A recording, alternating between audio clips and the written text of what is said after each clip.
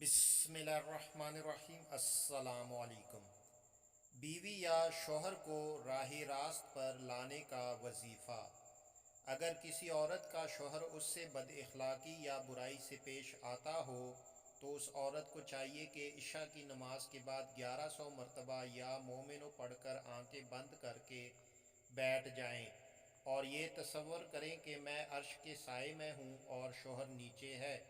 جب یہ تصور قائم ہو جائے تو شوہر کے اوپر پھونک مار دیں، بات کیے بغیر بستر میں چلی جائیں اور شوہر کا تصور کرتے کرتے سو جائیں۔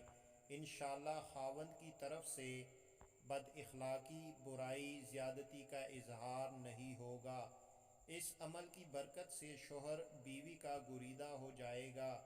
اگر کسی شوہر کے ساتھ بیوی کا سلوک اچھا نہ ہو تو یہ عمل شوہر بھی کر سکتا ہے، نتائج دونوں صورتوں میں ایک سے مرتب ہوں گے۔